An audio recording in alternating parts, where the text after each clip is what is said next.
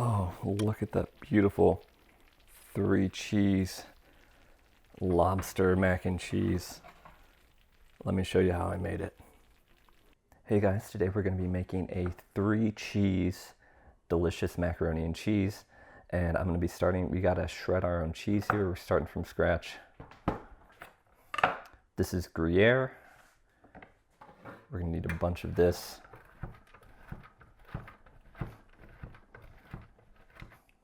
It's really important that you don't buy pre-shredded cheese and you shred your own, because pre-shredded cheese has cellulose and anti-caking agents put on it. And when you make a sauce for your mac and cheese with it, it's going to get gritty and nasty.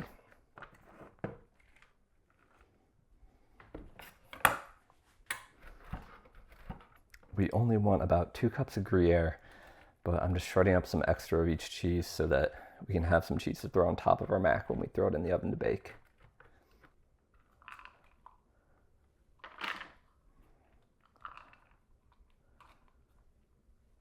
And that's about 2 cups of that. Oh, I forgot to take off my ring.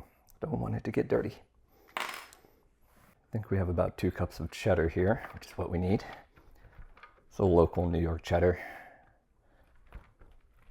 Very tasty and give us some nice color in our mac and cheese.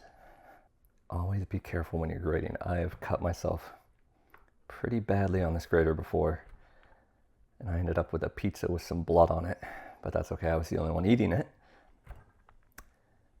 You have to be most careful when you're using a soft cheese like this kind of soft cheddar or soft mozzarella. You can slip and cut off a chunk of your finger. Well, that's probably more than 2 cups.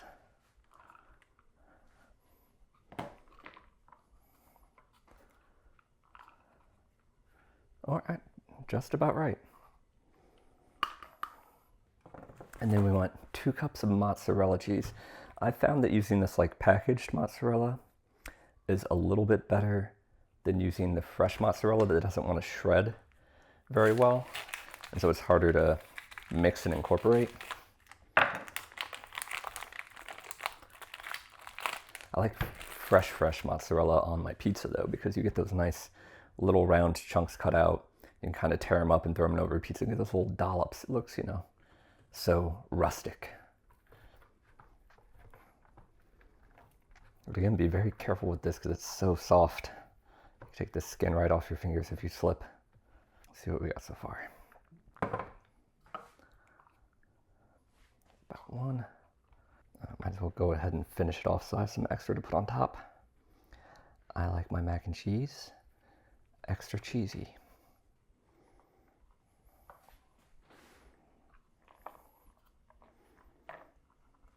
Give this a toss so we have a nice blend. Everything will melt together. We may well actually end up having extra sauce. This is a lot of cheese. I'm going to get an extra cheese bucket to set aside my extra here. And what we don't use can go on a pizza or make an amazing grilled cheese on another day.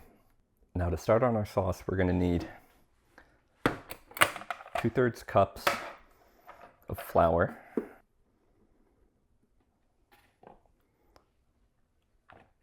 Uno. Dos. And I need to buy some more flour. And we'll be needing 8 tablespoons of butter. I'm using this Vermont Creamery butter. It's super good. I love it so much. I've actually started using it instead of the European butter that I used to love so much. Still love, but this seems better. So we need to melt our butter. And what we're doing here is making what's called a roux. It's a basic component of a lot of sauces. Put this on low to medium heat. And we just gotta wait for this to melt. While this is happening, I do have my oven preheating to 350 degrees, which we will need to bake our mac and cheese at later. Get off of there. Get off of there. Jesus. If you increase the surface area, come on, by chopping it up a little bit, it'll melt a little faster because there's more surface exposed to the heat. We'll just give that a minute and come back when it's all melted. So I've already cooked my pasta just so it's ready to go. And I've undercooked it from the package directions because it's gonna bake in the sauce, so you want pretty al dente. Pretty chewy right now, but it'll be perfect once it bakes in the sauce. I'm not actually using a macaroni, I'm using whatever this is, ricciolini, riccioli, number 54. But it's like just an extra long macaroni, and it has some nice little ridges on it. I really like it for holding sauces, and I think it's kind of fun. So you can use shells, you can use macaroni, you could use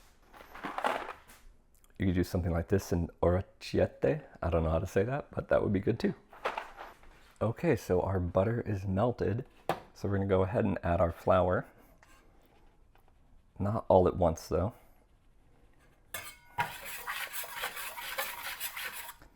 In fact, it may help to use a whisk just to make sure you don't get clumpies, because they will be hard to break up later. We're just making a paste basically. You'll see it start to thicken up. It almost looks like an icing.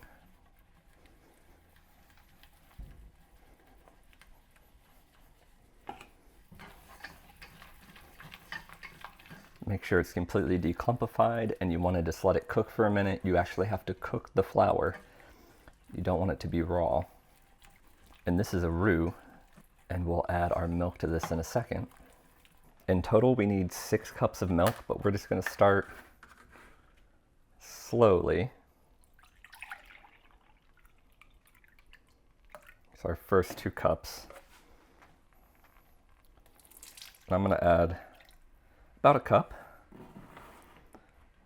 and then work that in with the whisk. Doing it slowly helps make sure that you get everything mixed together, amalgamated. You don't have just chunks of your roux floating in milk.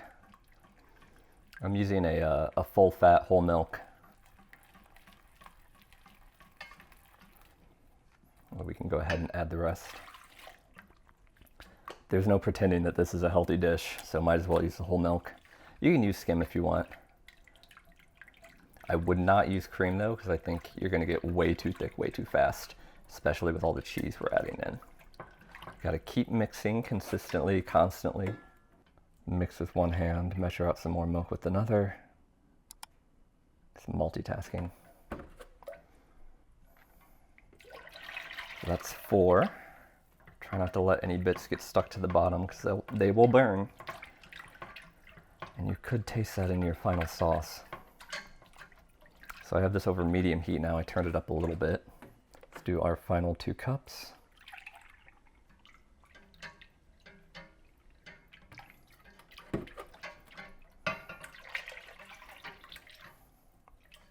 Now we'll just gently cook this, and the flour will absorb and mix in with all this milk and thicken to the point where it'll like coat the back of a spoon, and then we'll have graduated from making our roux to making a basic unseasoned bechamel sauce. And once you add cheese to that, it becomes a Mornay sauce. I think I have that the right way around. As the sauce is thickening up, we can start to add some seasonings to it, whatever you like. I'm gonna go a little seafood route here. I have lobster better than bouillon. Let's do about a tablespoon of that.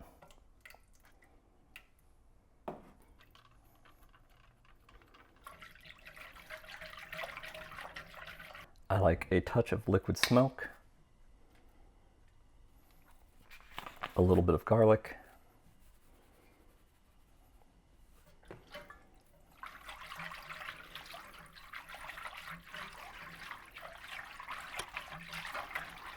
and a little bit of a Louisiana style hot sauce, this Crystal here. That'll really help accentuate the lobster base flavor we have in there.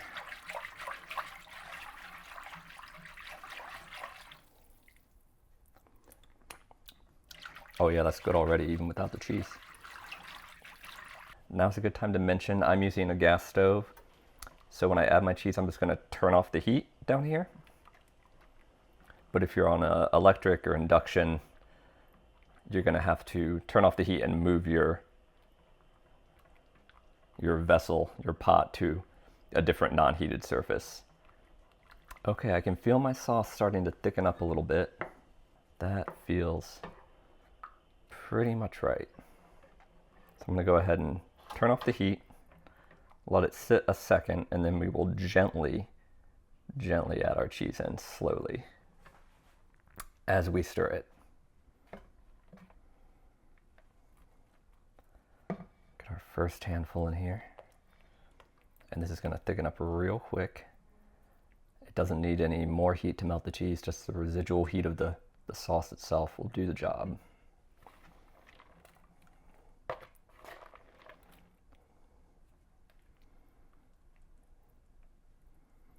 Wow, already. We may not even need all this cheese. It kind of depends on how thick you want your end result to be. I never want to be too prescriptive in my recipes. We aren't baking, we're cooking here. You don't need to be completely accurate. So if you want to use a different cheese, if you want to have a different thickness, go for it, experiment. Use different seasonings or flavors. Wow. That is crazy. It smells amazing and it looks beautiful. Let's go ahead and use all the cheese. Isn't that what this whole channel is about? I think it's time to switch to a spoon so we don't get this all stuck in here.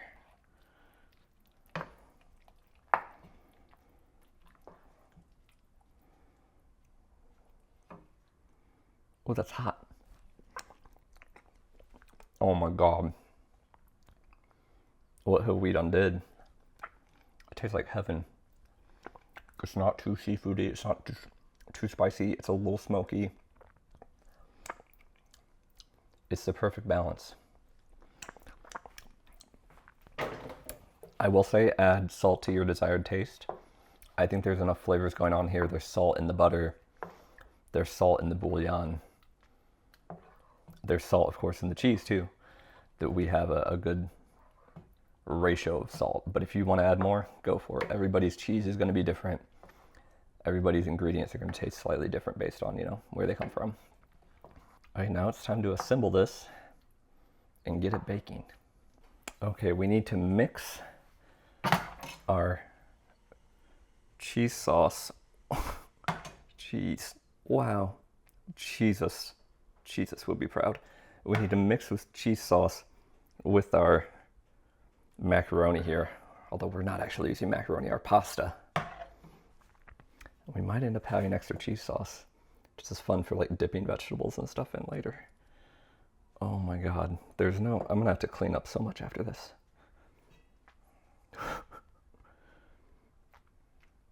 It's the mozzarella that gives it that stringy goopiness. So if you're gonna mess with using different flavors of cheese or something, I suggest keeping mozzarella as a main cheese in here. And the Gruyere just tastes amazing. You could use a Colby as well instead of a cheddar, maybe. Or if you wanted to go real Southern American or something, do like a Gouda and some sausage, that might be good.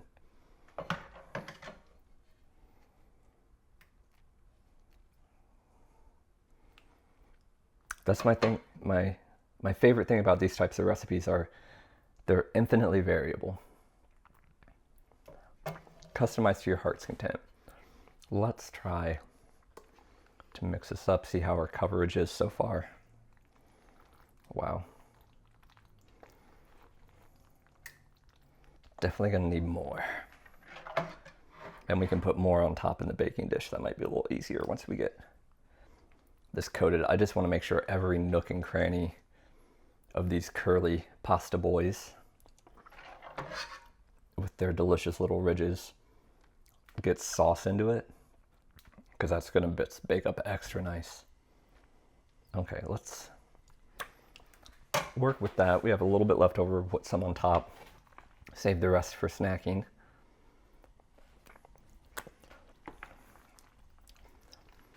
And this is a full pound of pasta, so this is a lot of meals here, especially if you're using it as a side dish, which I am not. This is my main. I love macaroni. It deserves to be the main course, especially when it's this good. Okay. I got my 13 by 9 glass pan here. I think I've had this pan for like 15 years or more. Ever since I was first cooking in college in my first apartment kitchen. I don't remember if I bought it myself or if I inherited from my parents when they were upgrading their own gear.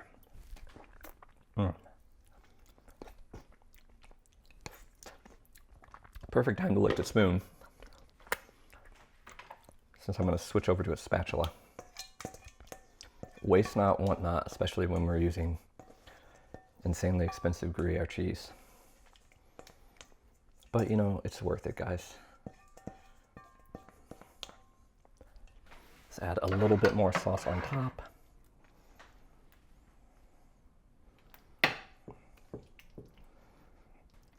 But not too much. We don't want our pasta to get lost in this. Now we're going to top this with a little bit of our extra cheese. This will help us with crust creation, which is like the whole point of doing a baked mac and cheese versus doing just stovetop or, you know, box mac and cheese. Really, should we save that much cheese? No, we should use it. This is going to be extra cheesy. And yes, I'm using my hands because I wash my hands, and that's okay, guys. It's very useful to use your hands in the kitchen. Just wash your hands before and after. Make sure you aren't going to the bathroom during or anything. Now to top it off, let's add some panko for that crunch.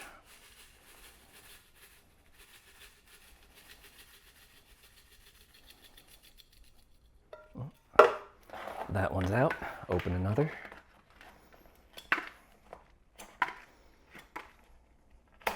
Try to open another. There we go.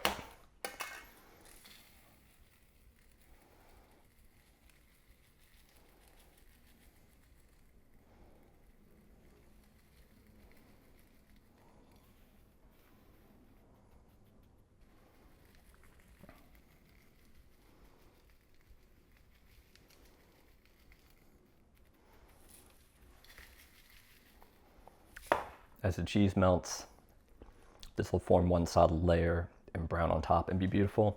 We're going to transfer this into a 350-degree oven for about 25 minutes, maybe 30, just as long as it takes to brown and get crispy on top. That's what you're really looking for. So use your eyes, use your nose. Your times and temps may vary, but it's kind of hard to mess it up unless you just leave it in too long. Just pay attention when you're cooking. Oh, this is heavy.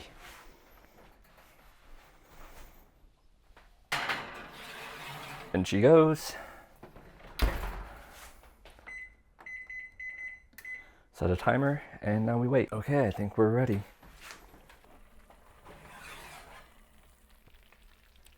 Oh, look at that beautiful 3-cheese lobster mac and cheese. Isn't this gorgeous? Nice browning on top. All those crunchy bits. I'll just have to wait a second to try a bite.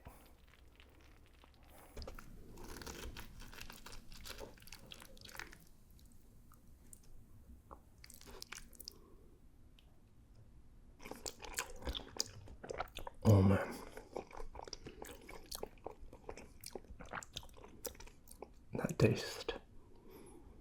That tastes like perfection.